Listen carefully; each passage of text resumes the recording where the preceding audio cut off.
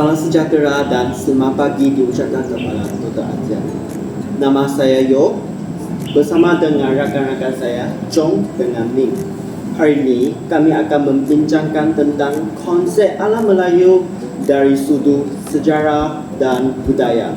Kami juga akan membincangkan tentang teori-teori utama kedatangan Islam ke alam Melayu berdasarkan berbagai sokongan dan bukti. Kami juga akan memberikan pandangan sendiri berdasarkan sumber yang sahih dan hujah akademik. Baiklah, tanpa melengahkan masa, marilah kita memulakan topik pertama kita, iaitu konsep alam Melayu dari sudut sejarah dan budaya. Alam Melayu merujuk kepada kawasan geografi yang dinami oleh bangsa Melayu yang berkongsi budaya, sejarah dan bahasa yang hampir sama. Kawasan ini meliputi Semenanjung Tanah Melayu, Sumatera, Borneo, Selatan Thailand dan juga Filipina. Konsep alam Melayu ini dapat dilihat dari dua sudut, iaitu sudut sejarah dan sudut budaya. Dari sudut sejarah pula, terdapat beberapa kerajaan yang maju berkembang berturut-turut di alam Melayu sampai abad ke-1 Masehi. Hal ini disebabkan kerana kedudukan yang strategi di alam Melayu telah menjadikan satu pusat dagangan dan menerimakan pedagang-pedagang dari barat dan timur. Manakala dari sudut budaya, penduduk alam Melayu telah terkenal dengan bahasa Melayu sebagai tiga bangsa sejak abad ke-7. Sebelum kedatangan Islam, mereka telah menganut berbagai kepercayaan seperti animisme dan Hindu-Buddha. Bilakah kedatangan agama Islam di tanah Melayu? Yo, persoalan ini menjadi perdebatan yang menarik dalam kalangan sejarawan hingga hari ini. Para sejarawan biasanya membahaskan soalan ini dengan tiga teori utama, iaitu teori Arab, teori India, dan teori Cina dan Jepang. Betul, Chong.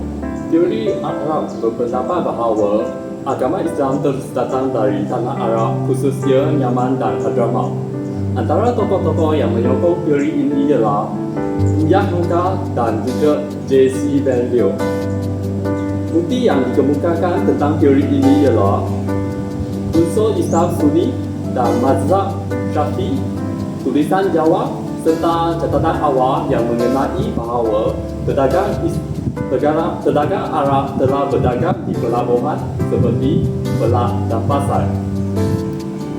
Selain itu, teori India pula berpendapat bahawa agama Islam disebarkan di tanah Melayu melalui pedagang India Muslim dari Gujarat.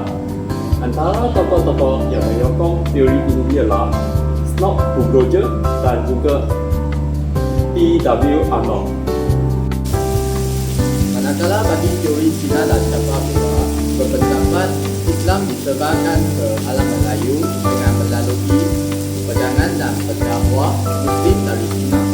Antara tokoh yang menyokong teori tersebut iaitu Syekh Muhammad Naqib Al-Attas dan Profesor S.Q. Fatimi.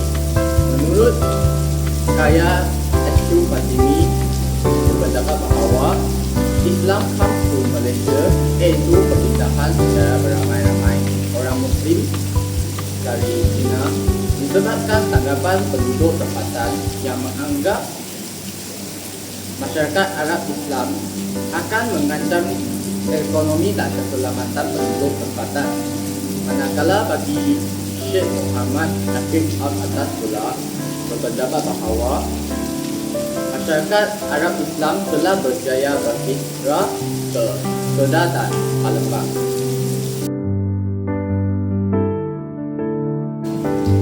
Apakah pandangan Chong dan Ming terhadap teori-teori kedatangan Islam di alam Melayu? Pada pandangan saya, kedatangan Islam ke tanah Melayu boleh dijelaskan dengan melalui berbagai teori utama seperti teori Arab, teori India, dan juga teori Cina dan Java.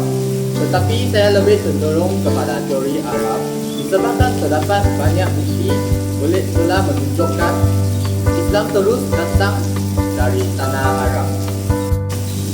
Contohnya kita menggunakan mazhab Syafi'i, tulisan Jawi, dan ada juga catatan awal tentang perdagangan Arab di pelabuhan Pasai dan Perak sejak abad ke-7 Masehi. Pada pendapat saya lebih bersetuju kepada teori India. Ini dikatakan demikian kerana sekarang teori India mempunyai lebih banyak bukti yang dikemukakan. Antaranya bukti yang dikemukakan berkaitan dengan teori India adalah batu nisan yang ditemui di Pasai yang bertarikh 1428 Masehi dan juga batu nisan di Gerisik yang bertarikh 1419 Masehi. Kedua-dua batu nisan ini bukan sahaja menunjukkan bahawa penyebaran Islam di alam Melayu sebelum abad ke-15 Masehi, tetapi juga menunjukkan bahawa penduduk alam Melayu pada masa itu telah memeluk agama Islam. Hal ini telah menjadikan salah satu bukti yang benar-benar menunjukkan penyebaran Islam di tanah Melayu.